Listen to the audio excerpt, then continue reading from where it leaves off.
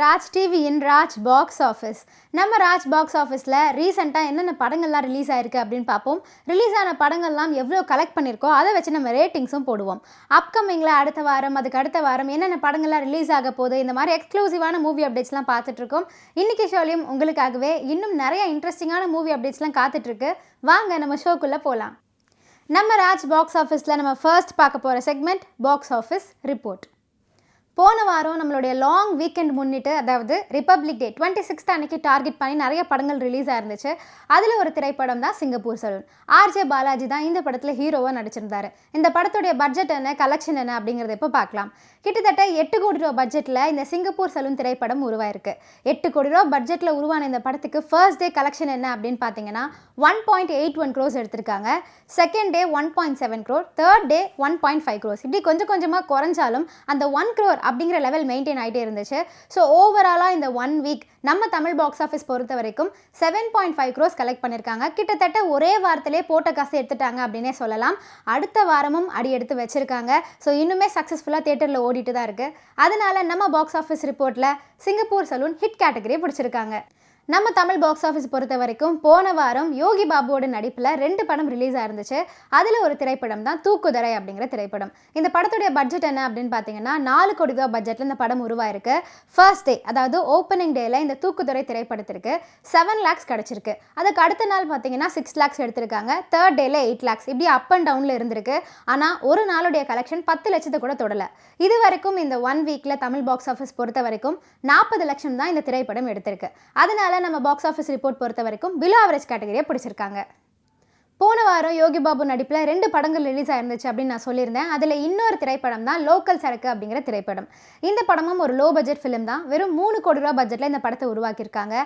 First day collection எவ்வளோ அப்படின்னு பார்த்தீங்கன்னா 5 லட்சம், அப்புறம் 6 லட்சம், 5 லட்சம், இதே மாதிரி தான் மெயின்டைன் ஆயிருக்கு. இது வரைக்கும் இந்த 1 வீக்கில் தமிழ் பாக்ஸ் ஆஃபீஸ் பொறுத்த வரைக்கும் இவங்க வெறும் 20 லட்சம் தான் கலெக்ட் பண்ணியிருக்காங்க. அதனால லோக்கல் சரக்கு திரைப்படமும் பிலோ ஆவரேஜ் கேட்டகரி தான் பிடிச்சிருக்காங்க. போன வாரம் ரிலீஸ் ஆன திரைப்படத்திலேயே பிக் ஸ்டார் காஸ்டிங் ஃபிலிம் அப்படின்னா அதை ப்ளூ ஸ்டார்னு சொல்லலாம். இந்த ப்ளூ ஸ்டார் திரைப்படத்தில் அசோக் செல்வன், கீர்த்தி பாண்டியன், பிருத்விராஜ், சாந்தனு, இன்னும் ஏகப்பட்ட பேர் நடிச்சிருக்காங்க. கிரிக்கெட்டை தான் பேஸ் பண்ணி இந்த படத்தை உருவாக்கியிருக்காங்க. அண்ட் இன்னொரு ஹைலைட் என்ன அப்படின்னு பார்த்தீங்கன்னா பா ரஞ்சித் தான் இந்த படத்தை ப்ரொடியூஸ் பண்ணியிருக்காரு.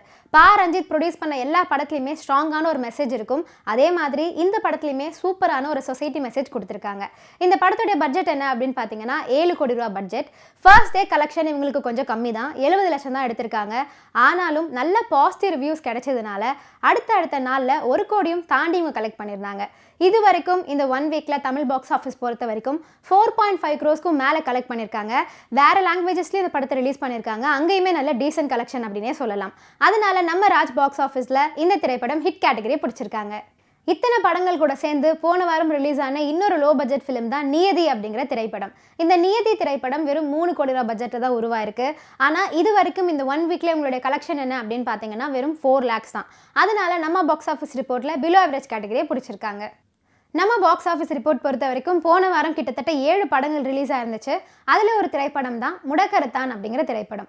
வீரபாகு தான் இந்த படத்தை டைரக்ட் பண்ணியிருக்காரு. டைரக்ட் பண்ணது மட்டும் இல்லாமல் ஒரு முக்கியமான கேரக்டர்லையும் நடிச்சிருக்காரு. அவர் கூட சேர்ந்து சமுர்த்தகனியும் இந்த படத்தில் நடிச்சிருக்காரு. ஆனால் இந்த திரைப்படம் நம்ம பாக்ஸ் ஆஃபீஸ் ரிப்போர்ட்டில் எந்த விதமான மாற்றத்தையுமே ஏற்படுத்தலை. நம்ம ராஜ் பாக்ஸ் ஆஃபீஸில் நம்ம அடுத்ததாக பார்க்க போகிறது இந்த வாரம் நியூ என்ட்ரி. இந்த வாரம் நியூ என்ட்ரி பொறுத்த வரைக்கும் February 2ஆம் தேதி என்னென்ன படங்கள்லாம் ரிலீஸ் ஆயிருக்கு அப்படிங்கிறத இப்போ பார்க்கலாம். அந்த வகையில் டெவில் அப்படிங்கிற திரைப்படம் February 2ஆம் தேதி தான் ரிலீஸ் ஆயிருக்கு. இந்த படத்தில் விதாத் அண்ட் பூர்ணா தான் இணைந்து நடிச்சிருக்காங்க. அவங்களுடைய நடிப்பில் ஆதித்யா இந்த படத்தை டைரக்ட் பண்ணியிருக்காரு. ஆதித்யா யார் அப்படின்னு பார்த்தீங்கன்னா டேரக்டர் மிஷ்கினோட தம்பி தான். அண்ட் இன்னொரு ஸ்பெஷல் என்ன அப்படின்னு பார்த்தீங்கன்னா மிஷ்கின் தான் இந்த படத்துக்கு மியூசிக்கும் பண்ணியிருக்காரு. இதுவே அவருடைய ஃபர்ஸ்ட் படம், அதாவது மியூசிக் கம்போசரா. ஸோ இந்த படம் எவ்வளோ கலெக்ட் பண்ணுது அப்படிங்கிறத அடுத்த வாரம் பார்க்கலாம். வடக்குப்பட்டி ராமசாமி அப்படிங்கிற திரைப்படமும் February 2ஆம் தேதி தான் ரிலீஸ் ஆயிருக்கு. இந்த படத்தில் சந்தானம், மேகா ஆகாஷ், நிழல்கள் ரவி, இன்னும் ஏகப்பட்ட பேர் நடிச்சிருக்காங்க. ஆக்சுவலி படத்தில் ஒரு நட்சத்திர பட்டாளவே இருக்காங்க அப்படின்னே சொல்லலாம். எப்பயுமே சந்தானம் படம் அப்படின்னா ஃபுல்லி என்டர்டெய்னிங்காக தான் இருக்கும். படத்துடைய டைட்டிலே ஃபன்னியாக தான் இருக்குது. ஸோ படம் எவ்வளோ ஃபன்னியாக இருக்குது அப்படிங்கிறத வெயிட் பண்ணி பார்க்கலாம். ஃபுல் அண்ட் ஃபுல் காமெடியாக இருக்குது. நீங்கள் ஃப்ரெண்ட்ஸு ஆர்எல்ஸ் ஃபேமிலி கூட போய் சேர்ந்து பார்க்குறதுனா இது செம்மையான மூவி. இப்போ என்ன சொல்கிறது, ஒரு நிமிஷம் இப்படி நம்ம உட்கார்ற மாதிரி எந்த சீன்ஸுமே கிடையாது. எல்லாம் ஃபுல் அண்ட் ஃபுல் அப்படியே சிரிச்சிட்டு இருக்கோம். சீட்டை விட்டு கூட எஞ்சி சிரிக்கலான்ற அளவுக்கு இருக்குது. Fully composed of comedies and then லாஸ்ட்டில் கொஞ்சம் கூஸ் பம்ஸ் மூமெண்ட்ஸ்லாம் இருந்துச்சு. ஸோ நிழல் ரவி சார் வந்து இந்த மாதிரி ஒரு கேரக்டரில் வந்து நாங்கள் வந்து பார்ப்போன்னுட்டு எதிர்பார்க்கவே இல்லை. அன்எக்ஸ்பெக்டட் இந்த மாதிரி வந்து இது பண்ணது. ஸோ அது ரொம்ப நல்லா இருந்துச்சு. ஒரு சோஷியல் மெசேஜ் சொல்ல வந்திருக்காரு. கடைசியில் கிளைமேக்ஸ் தான் சொல்கிறாங்க. அதை வந்து ஒரு முக்கால்வாசி படம் வரைக்கும் வந்து காமெடியாக கொண்டு போயிருக்காங்க. டேரக்டர் நல்ல ஒரு படம் கொடுத்துருக்காரு. நிறைய படம் இந்த மாதிரி நான் வரணும்னு நான் வந்து எக்ஸ்பெக்ட் பண்ணிட்டு இருக்கேன். லெவல் 2 போயிட்டாங்க அப்படின்னு சொல்லலாம். அது மாதிரி சூப்பராக பண்ணியிருந்தாங்க. ஸோ காமெடிக்கு வந்து இங்கே பஞ்சமே கிடையாது. ஃபேமிலி குழந்தை குட்டியோட நீங்கள் வந்து பார்க்கலாம். ஏன்னா இதில் டபுள் மீனிங்லாம் கிடையவே கிடையாது. கார்த்திக் யோகி வந்து படம் கொஞ்சம் கூட தொய்வு இல்லாமல் அந்த கதையை திரைக்கதையில் சூப்பராக வடிவமைச்சிருக்கிறாரு. ஃபர்ஸ்ட் டைம் வந்து சந்தானம் சார் சொந்த குரலில் ஒரு பாட்டு பாடியிருக்கிறாரு. குழந்தைகள் முதல் பெரியவர்கள் வரை எல்லாருமே தேட்டரில் நம்பி வந்து பார்க்கலாம். வடக்குப்பட்டி ராமசாமி வந்து பீரியாடிக் ஃபிலிம் தான், கண்டிப்பாக நம்புற மாதிரி இருக்குது. அதில் வர காஸ்டியூம்ஸ்லாம் வந்து ரொம்ப ஆப்டாக இருக்குது. அண்ட் அந்த காலகட்டத்தில் வர எல்லாமே வந்து மேட்ச் பண்ணியிருக்காங்க. ஸோ படத்தில் வந்து ஒரு சீன் வரும், அவங்க சென்னைக்கு வரா மாதிரி. அப்போ மெட்ராஸோட ஓல்டு ஃபிலிம்ஸ்லாம் வந்து அதில் ரோல் பண்ணியிருக்காங்க. அந்த ஸ்ட்ரீட் பேர்லாம் வந்து கரெக்டாக அமைச்சு வச்சிருக்காங்க. ஸோ அதெல்லாம் நீங்கள் படம் பார்க்கும்போது தெரியும். ஸோ பீரியாடிக் ஃபிலிம்ன்றது அது கண்டிப்பாக ப்ரூவ் பண்ணியிருக்கு. அழறவங்களை சிரிக்க வைக்கணும், சிரிக்கவங்களை சிந்திக்க வைக்கணும்னு சொல்லுவாங்க. இது அழைய வைக்கல, ஒன்றையும் வைக்கல, சிரிக்க வச்சுக்கிறாங்க, சிந்திக்க வச்சுக்கிறாங்க. அதாவது என்எஸ்கே கலைவாணர் விவேக்கெலாம் வந்து சிந்திக்க வைப்பாங்க, சிரிக்க வைப்பாங்க. அதுதான் வந்து சந்தானம் இது வரைக்கும் ஃபாலோ பண்ணுறாரா என்னன்னு தெரியல. ஏன்னா டிடி ரிட்டர்ன்லாம் வந்து அதுமாரி தான் இருக்குது. அதே மாதிரி அந்த காமெடி அவருக்கு நிச்சயமாக வந்து ஒர்க் அவுட் ஆகுது. இது ஒன்று சிரிக்க தெரிஞ்சிருக்கணும், இல்லைன்னா சிந்திக்க தெரியணும். இது சிரிக்க வைக்குது, சிந்திக்க வைக்குது. உங்களுக்கு உண்மையிலே வந்து ஒரு நல்ல ஒரு பயங்கரமான இன்டெலிஜென்ட்டான ஒரு ஆளாக இருந்தீங்கன்னா ஒரு கவுண்டர் ஒன்று அடிக்கிறாங்கன்னு வச்சிங்களா, அது டபுள் மீனிங் மாதிரி இருக்காது. ஆனால் உங்களுக்கு புரிஞ்சிச்சுன்னா ஊந்து சிரிப்பீங்க. மறக்குமா நெஞ்சம் அப்படிங்கிற திரைப்படமும் February 2ஆம் தேதி தான் ரிலீஸ் ஆயிருக்கு. இது வரைக்கும் மறக்குமா நெஞ்சம் அப்படின்னு நம்ம எல்லாரும் கேட்டது இது ஒரு பாட்டு அப்படின்னு நினச்சிட்டு இருந்தோம். ஆனால் இதுக்கப்புறமா இது ஒரு படத்துடைய டைட்டில் ஆயிருக்கு. ராக்கோ யோகேந்திரன் தான் இந்த படத்தை டைரக்ட் பண்ணியிருக்காரு. அவருடைய டைரக்ஷனில் ரக்ஷன், மலினா, தீனா இன்னும் ஏகப்பட்ட பேர் நடிச்சிருக்காங்க. ஸ்கூல் டேஸ் தான் நம்ம எல்லாருக்குமே பெஸ்ட் மெமரிஸாக இருந்திருக்கும். அந்த விஷயத்தை வச்சு தான் இந்த படத்தையே உருவாக்கியிருக்காங்க. மக்கள் மத்தியில் இந்த திரைப்படம் மறக்க முடியாத தாக்கத்தை ஏற்படுத்துதா இல்லையா அப்படிங்கிறத அடுத்த வாரம் பாக்ஸ் ஆஃபீஸ் ரிப்போர்ட்டில் பார்க்கலாம். ஸ்கூல் மெமரிஸ் கொண்டு வர மாதிரி இருந்துச்சு. எல்லாருக்கும் ஸ்கூலில் லவ்னு ஒன்று இருக்கும்ல, அது ஒரு மாதிரி டச் பண்ணுற மாதிரி ஒரு மெமரிஸ் தூண்டுற மாதிரி இருந்தது. ரக்ஷன் ப்ரோ சூப்பராக பண்ணியிருக்காரு. எல்லாத்தையும் தாண்டி பிராங்க்ஸ்டர் ராகுல் ஷோ ஸ்டீலர். ஸோ எங்களோட எக்ஸ்பீரியன்ஸ் தான் இந்த ஃபிலிமில் இருக்குது. நான் எப்படி ஸ்கூலில் ரியாக்ட் பண்ணியிருந்தானோ அப்படி தான் நான் இந்த படத்துலையுமே நான் பண்ணியிருக்கேன். அதுதான் என்னோட ரெஃபரன்ஸ் ஆக்சுவலி. ஸோ இதில் வந்து எனக்கும் தீனாக்கும் காம்பினேஷன் காமெடிலாம் இருந்தது. அதெல்லாம் ஒர்க் அவுட் ஆயிருந்தது. அதுக்கெல்லாம் சிரிச்சதை பார்க்கும்போது ரொம்ப ரொம்ப ஹாப்பியாக இருந்தது. Because that is what we wanted end of the day. எல்லாரையுமே ஸ்கூல் லைஃபை திருப்பி கூட்டிகிட்டு போகிறதுல ஒரு அவங்க லைஃப்பில் வந்து நல்ல மெமரி அப்படின்னா யாரை கேட்டாலுமே ஸ்கூல் தான் சொல்லுவோம். ஸோ அந்த ஸ்கூல் மெமரிஸை ரொம்ப ஞாபகப்படுத்துது. ரக்ஷன் வந்து வெரி ஸ்வீட் பர்சன். ரொம்ப கம்ஃபர்டபுளாக ஃபீல் பண்ண வச்சார். என்னை மட்டும் இல்லை, ஹோல் க்ரூவை நல்லா ஈக்குவலாக ட்ரீட் பண்ணிவிட்டு ஒரு நல்ல ஃப்ரெண்ட்ஸ் அண்ட் ஒரு நல்ல பாண்ட் ஃபார்ம் ஆயிருக்கு ஆஸ் அ ஃபேமிலி எங்கள் எல்லாருக்குமே. இந்த படத்தை வந்து யதார்த்தமாக இருக்கணும் அப்படின்றதுக்காக வந்து இயற்கையோடு இணைஞ்சு தான் இந்த படத்தை நாங்கள் எடுத்தோம். ஸோ அதனால் இந்த படம் கண்டிப்பாக ஆடியன்ஸ் ரெஸ்பான்ஸ் ரொம்ப நல்லாவே இருக்கும்னு எங்களுக்கு ஃபஸ்ட்டே தெரியும். ஸோ அது கொஞ்சம் நல்லா தான் இருந்தது. எங்களுக்கு இந்த டீம் கிடச்சதுனால தான் இந்த படத்தை இந்த அளவுக்கு எக்ஸிக்யூட் பண்ண முடிஞ்சது. ஒருவேளை இந்த டீம் இல்லாமல் வேறு யாராவது வந்திருந்தால் கூட இந்த படத்தை எங்களால் இந்த அளவுக்கு எக்ஸிக்யூட் பண்ணியிருக்க முடியாது. அதில் ரக்ஷன், தீனா, பிராங்க்ஸ்டர் ராகுல் எல்லாருமே ரொம்ப கோஆப்ரேட் பண்ணதுனால தான் இந்த படத்தை இந்த அளவுக்கு எங்களால் எடுக்க முடிஞ்சுச்சு. இந்த வாரம் 4 படங்கள் ரிலீஸ் ஆயிருந்துச்சு அப்படின்னு நான் சொல்லியிருந்தேன். அதில் ஒரு ஏ கண்டென்ட் ஃபிலிமும் இருக்குது. அதுதான் சிக்லெட்ஸ் அப்படிங்கிற திரைப்படம். இது ஒரு ஏ ஃபிலிம் அப்படிங்கிறனால இந்த கண்டென்ட் எல்லாம் நம்ம போட போகிறதில்ல.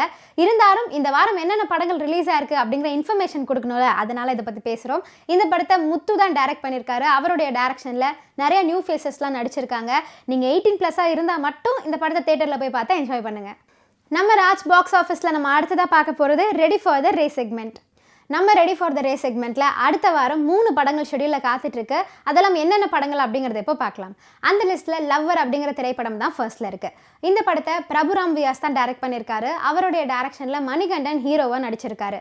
இந்த படத்தையே வேலண்டைன்ஸ் டே முன்னிட்டு தான் ரிலீஸ் பண்ண போகிறாங்க அப்படின்னு நினைக்கிறேன். ஏன்னா டைட்டிலே லவ்வர் அப்படின்னு தான் இருக்குது. ஸோ கண்டிப்பாக இது லவ் கண்டென்ட் ஃபிலிமாக தான் இருக்கும். அடுத்த வாரம் சொன்ன டேட்டில் இந்த படம் ரிலீஸ் ஆகுதா இல்லையான்னு வெயிட் பண்ணி பார்க்கலாம். லால் சலாம் அப்படிங்கிற திரைப்படத்தையும் அடுத்த வாரம், அதாவது Feb 9க்கு தான் ஷெட்யூல் பண்ணி வச்சுருக்காங்க. இது வந்து ஏற்கனவே பொங்கலில் ரிலீஸ் ஆக வேண்டியது. பட் என்ன காரணம் தெரியல, போஸ்ட்போன் பண்ணி Feb 9th அப்படின்னு ரிலீஸ் சொல்லியிருக்காங்க. ஐஸ்வர்யா ரஜினிகாந்த் தான் இந்த படத்தை டைரக்ட் பண்ணியிருக்காங்க.